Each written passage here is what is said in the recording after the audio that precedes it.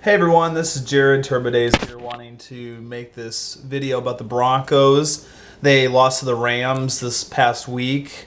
I should talk about the Raiders game as well. What I wanted to say is that if Adrian isn't uploading the Mile High Horsemen show episodes on SoundCloud fast enough, and he's done it a couple times where supposedly his life's busy with college and stuff, but he isn't getting the episodes out quick enough, or not even putting them up. So what I'm going to do is I'm going back for now, uploading videos about the Broncos on YouTube again, because I feel like I need to express my views, and I just don't, I feel like I'm impatient to have the episodes like 4 or 5 days after the game's ended, and to me there's no point to that after a while. So if we're gonna have the Mile High Horseman show, it should be a day or two right after the game ended. So, but let's get into the game. Let's talk about the Oakland game. The first quarter was absolutely dog shit. The Raiders, if we would have played that way for 4 quarters, we would have easily got our asses handed to the Raiders.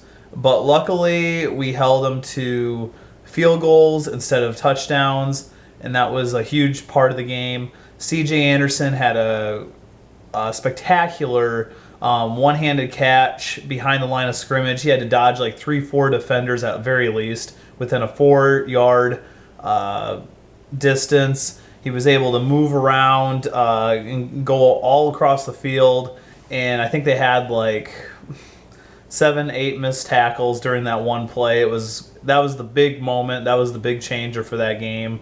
And then to get a touchdown before halftime, and then we were able to get a touchdown after the first half ended in the third quarter. So yeah, we did really good against the Raiders from the second quarter on, and didn't look back. Now I'm going to talk about this Rams game that we just had. So we lost.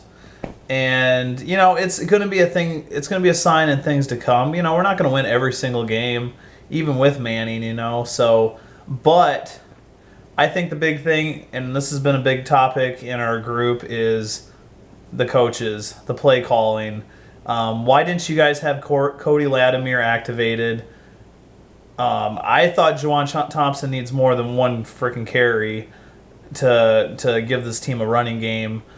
29 yards for C.J. Anderson. I guess he was doing pretty well.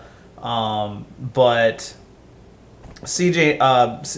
we need more than just C.J. Anderson to help out on the run game, and I think Juwan Thompson can fill that void without Monte Ball, who ended up getting injured within his first game back after he had a groin injury. It got aggravated again. Julius Thomas had an ankle injury. That wasn't good. And that's another thing is, like, I think, like, some analysts have said, like, our wide receivers and tight ends, they are helping Manning become the quarterback he is. We have a lot of weapons, so when you take a lot of them away, Manning might, he's not average, but he's just, he's not a legend or fantastic when all of his weapons are gone. So, they had to deal with Wes Welker and Demaryius Thomas, and DT was doing all right, but they passed it way too much. I think it's a lot. There was no running game, so they expected the pass the whole time. They got rid of the whole running game, and they deserved to lose. So. Manning had a couple interceptions. One that I seen was as soon as he threw the ball, and I seen where it was kind of going, I said, "That's an interception," and it ended up happening. So he has to make better decisions. He's not having his MVP type year, so, but he's also making, I think the ball is like floating a little bit more in the air, little bit more hang time, so a lot more corners and safeties can grab that for interceptions. He's had 3 games with 2 interceptions at least. So you can't play like that, and I know supposedly he's, one of the best regular season quarterbacks. He's probably having his worst year. Well, I don't want to say worst year at quarterback so far for regular season, but we're trying to get on a hot streak right now, and when we lose against the Rams, that totally takes a lot of momentum away. And I think our head coach John Fox, they signed him last year in April to like a $15 million 3-year deal. I thought it was way too soon after the Super Bowl. I said, wait till next year and see if we can even make it back to the Super Bowl, and then go from there. Because personally, Mike McCoy left a few years ago. I thought it was him that could have been conservative during the kneel down to lose the game for us in overtime against the Ravens. John Fox, you are conservative. You're hell-bent on your conservative ways. You don't want to jazz things up. You don't want to take risks. You got to win a game, you got to take risks, and you got to fight, and you have to take charge and go for it to win games. You can't just do this little pussy passive stuff that people are going to be taking advantage. A lot of teams are going to be taking advantage of you every single time. They're, and we're going to give up a little bit of, you New England fans. I'm going to give you guys a little bit of a give you a little bit of a kick, okay? Give you a little bit of a high. Bill Belichick, he goes for people's throats. He cuts people's throats. That's the head coach I've always wanted. Is a coach that doesn't give a shit or a fuck, and just will go at it. They'll kill any team if they get the chance, and any mistakes they take advantage of them. And that's what Bill Belichick does. This John Fox, we could find another head coach, and if he's not as good as you, so be it. But we need to take chances, something that you don't as a head coach. So. We have Miami coming up, and Miami is going to be the same, or it could be harder than the St. Louis Rams. I think the Miami Dolphins have been pretty decent this year. And I think that they're trying to get into the the playoffs or hold on to their spot if they're in the playoff picture already. So, this. The Broncos have better get their butts in check in gear. This better, we can't, after a while, like Bronco Planet said, how many more times can you learn from your mistakes? After a loss, like we shouldn't be learning by now. We've had Manning for 3 years now, in his 3rd year now, and we can't seem to get over the hump or. Get aggressive, So yeah, this is definitely I don't feel we're definitely not getting home field advantage anymore, and I believe I'm hoping I would just want to see us in the playoffs. I think a lot of us are spoiled with getting getting home field advantage 2 times two times in a row. And it's about time we have to go on the road and actually prove ourselves and probably be an underdog this season for us. So, because here are some of the teams I'm thinking are really hot right now. They're going to be in the playoffs, I'm assuming. I'm thinking, I don't want to say Steelers, but I'm going to say definitely Patriots are on a hot streak. Freaking their running back, Jonas Gray, 44 points or maybe more on fantasy football, 200 plus yards rushing, 4 touchdowns. That's unbelievable. I don't know if I haven't seen a 40-point game in forever for the fantasy football, and they're super hot right now. The one I'm thinking, the one I'm kind of cheering for the NFC is the Packers. Packers are ripping new a-holes this year, like back-to-back 50-point games, So they're on another level right now. So do I think the Broncos are going to win the Super Bowl? Right now the odds aren't that good, So, or the way it's looking right now, and